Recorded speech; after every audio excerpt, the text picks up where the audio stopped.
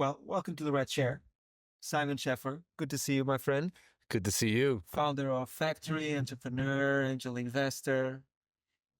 What have you been up to? How did it all start? Tell me, you're from Germany? Jack of all trades. It started actually a long time ago. Unfortunately, I feel old when I say this. But in the late 90s, my friend and I, we started an agency to design websites, essentially.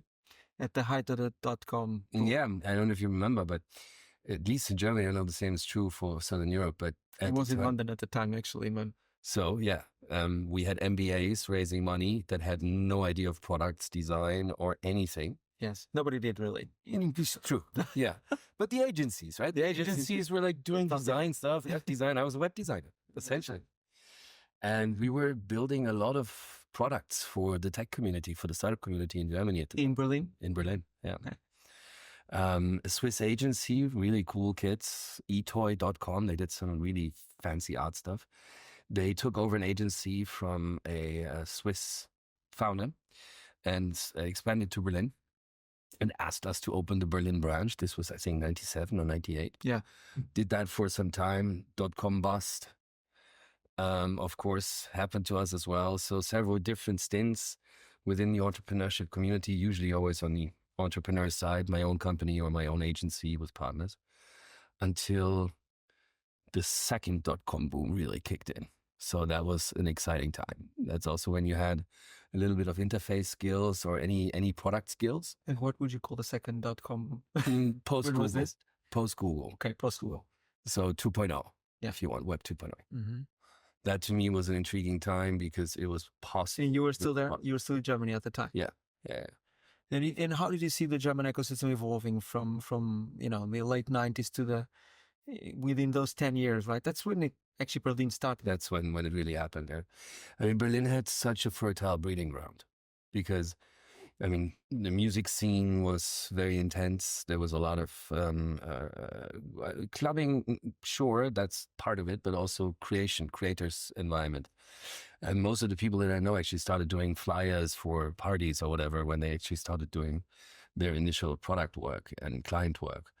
And space was widely available. There was a lot of there was a lot of space. We had a second half of a city which was derelict, and there were lofts standing around. Nobody was using them, and that really gave a good mix of international people coming to town, wanting to see the creative vibrancy of Berlin, yes, the availability of space, and a really good creative community of designers and also Nuts, maybe? So 2005? Yeah, something like that. Yeah, something like that. Yeah. And, since then, Berlin took off really quickly, I think a bit too fast for its own good. There's the famous saying by the then mayor of Berlin who said, poor but sexy. Truthful. I mean, very true. And Berlin nowadays is a bit more polished and expensive, exactly, with its success. And that was not very well moderated, I would argue. It's hard always to find that balance. Very, very. Yeah, and I think Lisbon has similar challenges, I would argue. For sure. But yeah, Berlin was amazing. We had this building next to the Berlin Wall, Factory Berlin, the original one. So that's when you started Factory Berlin? Yeah. So no, that was later. So Factory Berlin was 2012. Okay. About. I started. How did you come up with the idea to build Factory? Yeah. Why? So that's an interesting segue, because what we did was we founded a software as a service for real estate sales. That was my first proper exit too. And our first investor came to us and said, look, I'm investing. You're a digital native. You know the whole scene in Berlin. I want you to manage our portfolio with one more guy. And we had invested in about 50 companies at angel and seed stage only, small tickets, but good companies. The second boom era of Berlin founders. And I was running from company to company with 2 phones on my ear, trying to manage this hen's nest, of. And so I asked her, hey, why don't we just put them all into one place? And, that would make my life a lot more easier. Yeah. But had you seen incubators before? I mean, of course. Were you aware of that? Of course. That model was obvious. And I think clustering is also an obvious thing that always happens and usually works. What we didn't realize is how much of a real estate challenge startups actually have. So when you look at a Series A company, 700 square meters, 600 square meters, raised Series B, looking to grow twofold, threefold Quick. in 2 or 3 years. Yeah. There is no corresponding real estate product in the market. No. So we learned this from SoundCloud. SoundCloud at the time was going through the roof. And the founders were very close to me. Good friends. Factory? They were one of our first anchor tenants, yes. And so they came to me, hey, Simon, sorry, but we need another 1,000 square meters. I said, no. How am I supply? It's really difficult to match Where's the next supply and demand, right? Yeah, no. And we designed a system where from angel seed Series A, Series B, we have a unit and a time frame that's attached to that stage, so that larger anchors can actually grow into the building by taking smaller spaces, step by step. And that we did by learning to serve the demand of our clients. And we had Uber, Twitter, Google for Entrepreneurs, Mozilla, Sechs Wunderkinder, Christian Weber, who sold to Microsoft, SoundCloud, of course. So it was a really cool mix of what Berlin had to offer at the time. And were you actually the first kind of project like that in Berlin? I would argue in Europe. In Europe. Yeah.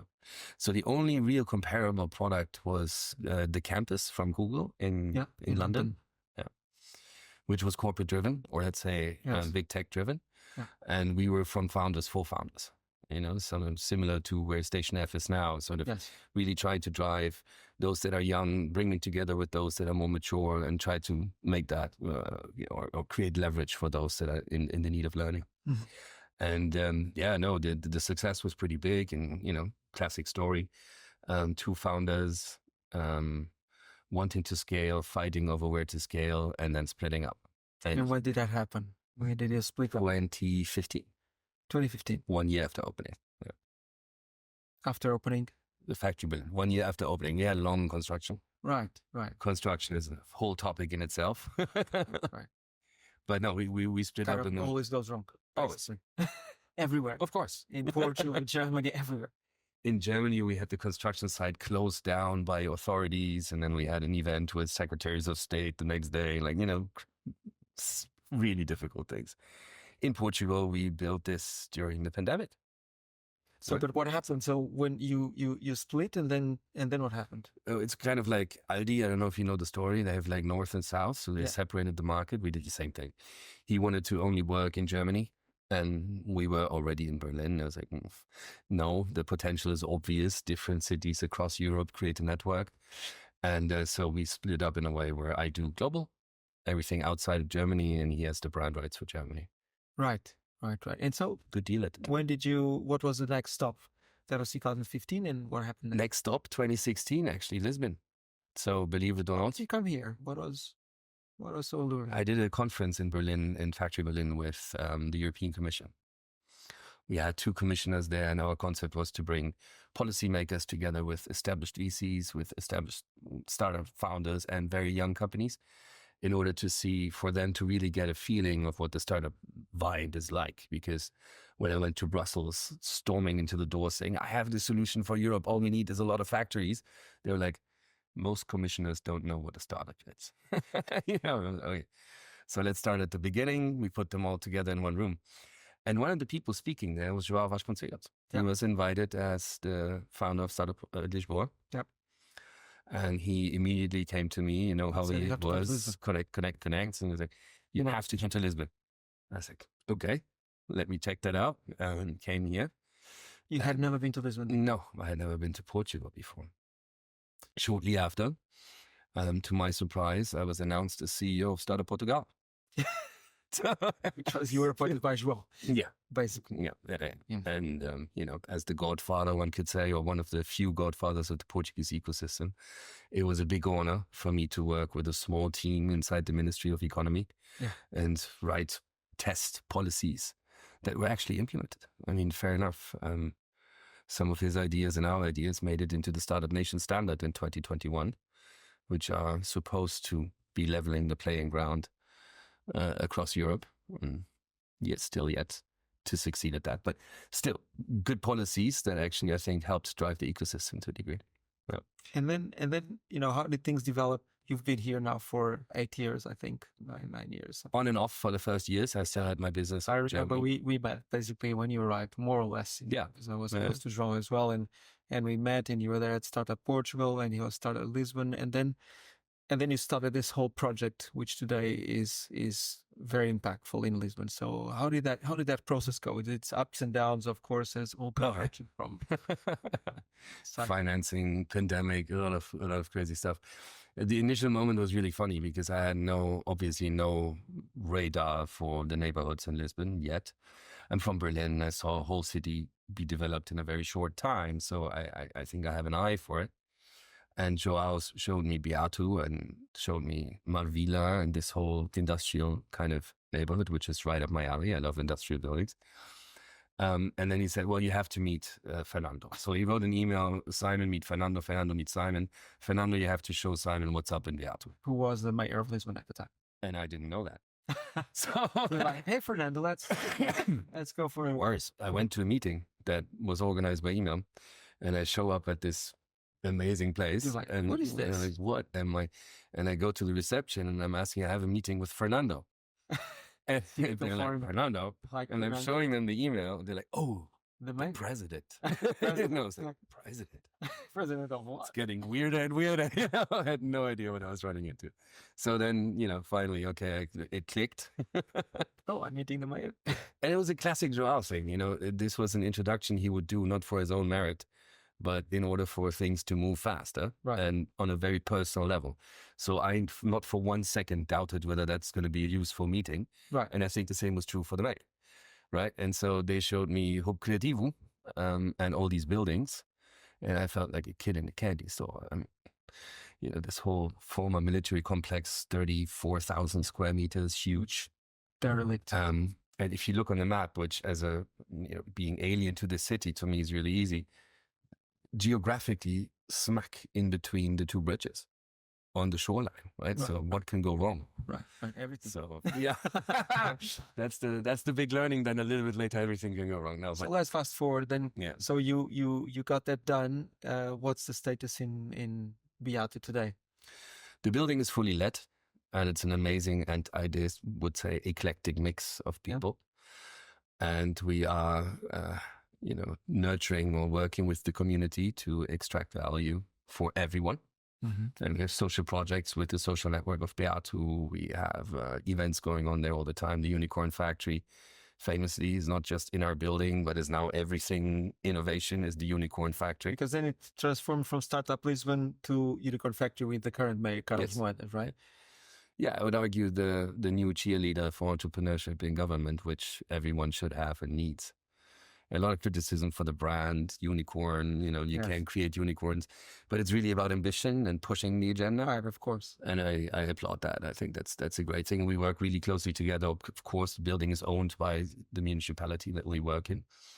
And, it's all about creating the right frameworks and making sure that entrepreneurs have a chance to succeed, lowering barriers, cutting red tape, getting to a point where success is more likely to occur. So over these years, you saw the progress first of Berlin and then of Lisbon. What are there some common trends in both? I mean, of course, Berlin was 10 years before, at least, good 15 years Something before. like that, yeah. But what were the common traits you saw in the growth of both ecosystems? I think the most relevant probably is the educative component of people working with each other. So one good example is the 10-slide pitch deck. Right. I mean, it takes a time for everyone to realize that that's the tool of the trade. But once it clicks and everyone's on the 10-slide pitch deck, things get a lot better, a lot faster. Another one I would argue is when big tech starts to take a country or a city more seriously. Mm-hmm. Berlin, crucial moment was when Google grew from 10 people to 100 people. Yeah. Because this was, the market is relevant. We want to do things here, and we're working with people to grow the ecosystem and grow awareness in the non-startup community around the ecosystem. And big tech happened here. Man. Yeah. Big tech is a big catalyst for that, right? Yeah. And I think here it was a bit easier because the government with Web Summit and everything that was going on was already understanding the opportunity for Portugal especially. Yeah. And Germany took a bit longer and is still a bit more. But it was also further behind in time, right? So it's natural. when it came to Lisbon, everybody knew that this was, something that had to kind of happen, right? Yeah. The opportunity was obvious, but also I think the constellation was very unique, very similar to Berlin, actually. Availability of space, cost of living, quality of life, different in Berlin than here, but still a quality of life component. Yeah. And then, the framework around it of people that take it seriously or start taking it seriously, from venture capitalists to big tech to maybe even banks. You've been involved before in trying to make some funding possible from that world. So for sure, there was a lot of components here that I think made it all more likely to happen. Yeah, no, we were kind of sponsoring the whole ecosystem for many years. I know. Startup Lisbon and everything when we were back at Caixa. So we were, hopefully trying to not only invest, but actually make the ecosystem work with funding for angels, funding for other VCs, funding for lots of events. And thought leadership, experience from abroad, where you have some form of understanding of what the formula is, because the formula really isn't that hard, right? No. It's a circular system that needs to feed itself, of course. And providing helping making all components of that circle sustainable. Yeah. And so here we are. Now both ecosystems are fairly developed. Of course, Berlin is still way bigger than Lisbon, as it should be, but Lisbon is nowadays quite a fairly mature ecosystem. But we're facing hurdles still. What are the big hurdles that ecosystems in Europe do you think they face? Yeah, from the founder's perspective, which I always tend to take from inside the trenches, I think it's really easy to identify trouble. Creating, founding, managing, financing a company. All these things are unnecessarily hard. Scaling. Portugal is such a small market, home market. The need to internationalize is immediate, right? And also from the funding. That's the strength of the Portuguese ecosystem. You have to go global from day one. Which is good. Exactly. It's an educational component, right? Yeah. Sometimes in Germany, people are so saturated as a Series C or Series A that they don't want to grow past the 80, right. The 80 million market, which of course is a mistake and not in line with venture capital thinking. But so there's a proportional challenge there, because funds will not grow beyond their home market if the companies don't or can't. Yeah. And it often leads to an exodus of those companies that we want to have here in Europe that actually go to the US, because that's where scaling is easier, more reliably, and more easily sort of plannable. If you go to the US on a Series A traction base, you will be able to fund your business. Mm-hmm. And you probably cannot say the same if you are not in the steps. So for Germany, for France, I think that is now on a level where that is very likely to occur. But if you are in Slovenia, if you are in CEE, the majority of countries, it's not, right? So then there's 27 of them. Exactly. So investing, I believe, from anywhere non-Europe into Europe is really hard. And lowering that barrier. I've been part of about 10 years of consultations of the European Commission of what should be done. There's the employee stock option programs. There is cross-border taxation. There is cross-border hiring. There's so many known challenges. And yes, the cross-border investing in funds is very difficult, right? To fundraise for a VC in one country than from another country. Super hard, with the exception of the EIF. Yeah, the legal requirements, the compliance questions you have, the cost that comes with it, often make it unfeasible, economically unfeasible, which is a burden that we need to be able to take down. And I think that the sort of outlook, if you look into the future, we've missed most of the trends of the big tech development in Europe. The Magnificent Seven, none of them are from here. We've just seen the incredible success of this new AI company, DeepSeek, from China, right? And that could have and should have been possible also in Europe. And I think the digital single market and many of these conceptual components that the Commission rightfully is pushing forward have really lost their traction. Like they really didn't get implemented to a degree that it's meaningful to the companies or the venture capital. But hard to get everybody on board and all the countries together. So what's this new idea of EU Week in the 28th regime? Yeah, so I think a big change in the last year in 2024 was the Draghi report. Yeah, because the startup community has always been publishing how many, millions raised, how many jobs created. It was always good news. And a very intelligent woman that led the think tank in the Berlaymont in the building of the commission under the president there said to me, Simon, you guys with your startups, you're always good news. Good news is not getting you into traction when it comes to political agenda, right? And then that was kind of a clicking moment. Right. Do we need Because to there's plenty of bad news. do we? Yeah, but how do we how is that a good narrative, right? I was really struggling with this, and then the Draghi report actually around competitiveness made it very clear, and it's a trusted source, right? As a former prime minister, and Ursula von der Leyen, the president of the commission, actually asked him to do it, so this was very high level and very, very good up there, and it created urgency.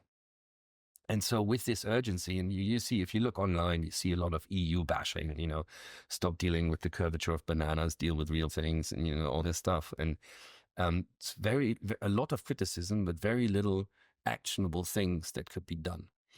And so I bumped into Andreas Klinger, a good old friend of mine. He used to be at Product Hunt in the US. So he's an angel and now a venture capitalist, angel investor before. And he really sort of had this outside perspective, very positive on Europe, but outside perspective on these things are so easy to fix. Why don't we do this, this, and this, and this? And out of this, in a conversation group of a few people, we constellated the idea, hey, why isn't it possible to create a brand new corporate law, EU Inc., derived from the success of Delaware Inc. I mean, this is not a foolproof, but it's a established way of investing in companies and governing companies. Yeah. But with the opportunity to actually do it better, because even the Delaware Inc. was designed before the internet, right? And I mean, think about that one. Of course. It's incredible. Upgraded. Our corporate law is from before the key innovation of our century. Yeah. So that's actually where we saw a possibility to put a nail into the wall. So what would be the major design it? What would the major features of EU Inc? Yeah, I think the main opportunity, of course, is for it to be online based, API based. So basically, you register your company online. Yeah, you have your cap table online. You have a single source of truth for the key data of the company. Your meeting minutes, your board decisions, your cap table, your ultimate beneficial ownership certificate, your company AML. registry, AML, anti-money laundering. Yeah. So an online-based company's house, if you so want, which is the correspondent entity's name in the UK, that is so modern and easy to use that it's UX-driven. So finally, a customer-driven product from government. Wouldn't that be incredible? And the opportunity to actually say, hey, yes, scaling in the US might be fantastic, but in Europe, starting a company is fantastic. So why not send everyone to Europe to build companies? And, that would be a game changer, obviously. That would make things easier. And that those companies would be, let's say, legal in all jurisdictions. So you would choose your headquarter. And that takes away the burden of, everyone giving up their sovereignty as member states. It's really is. So in the European Commission, there's this conceptual thing, which is the 28th regime, which could be easily translated into a virtual member state. A virtual member state can have regulations and can have laws. And what could be done, and this is what's on the table now with the Commission, what can be done is to create a corporate law framework in that 28th virtual regime that is adopted into national law by the member states in the sense of recognizing it. And then it's all about the industry, and then it's going to be all about the banks saying, yep, we accept this KYC paper from the EU Inc., from the 28th regime. And we accept to open a bank account to a company that is domiciled in the 28th regime. Correct. But the companies would still pay taxes in whatever jurisdiction they have chosen as their headquarters. Yeah. And would these companies be eligible for, say, local grants or stuff like that? I think yes. So we try to make the difference between a real MVP, where you say you have this very simple company registry and single source of truth, and then everything else is industry-specific programs to help the industry, right? If you want, it's a bit of a Trojan horse, because we believe that once you have this simple thing and it's successful, which we believe it will be because everyone would like to use it because it's so simple, you have kind of created the digital single market without really needing anything else than that, right? So it's the private or the... You create the market in there with new updated market rules. And the industry adoption could really drive that. Absolutely. Yeah. How far are we from this actually happening? So we learned this week in Brussels that the End of January, Commission, right? Yeah. yeah, we went there to hand over, very official. We did a legal proposal of how this could be implemented. We went And who away. did that? Who is we? So the loose group of 4 people plus 2 legal consultants. And we got Oric and Bird and Bird to support us in this and actually put their logo on it. Plus the national associations and the meta associations such as Allied for Startups to help us validate this and give it traction. And this week we learned that by the end of this year, beginning of next year, the Commission will have a proposal on how this will be implemented. Kind of funny because we just gave them that. Right. But, it's a process. There's a process. And I think we're going to find more tools along the way to rattle the cage and ask for speed, because we really believe that this is a moonshot becoming a game changer if done right. For sure. It sounds like this would be a game changer, probably part of a few other things that needed to happen. Yes. Because that doesn't solve, for example, the lack of a single financial market, which is a big problem for funding. Yes. Obviously, but it's a great step forward. And if it's a playbook, why not tackle the capital markets union in the same way? Right. What we did was we created a petition. We asked our more known friends in the startup community, also as such as you, to sign it early. And then inside, I think 3 days, we had 7,000 signatories, and some of which very high level, like Harry Stabbings from 20 VC. We had founders from big companies, Sequoia's in there, Indexes in there. So we had a lot of people that are relevant to this community and thus relevant to the political arena that support the agenda. And then we created a proposal. So actually, this is how it can be done. So I think this process of designing a policy product is new and has not really been done the same way before. Yeah. And using that as a playbook to solve more problems, if we are successful with this one, I think it's absolutely possible. Well, it seems like a very pragmatic approach is something we need. Simon, great to see you. Congratulations on the initiative. Thanks for having me. Thank you for being on the red chair. Pleasure to be here. And I hope you enjoy this episode.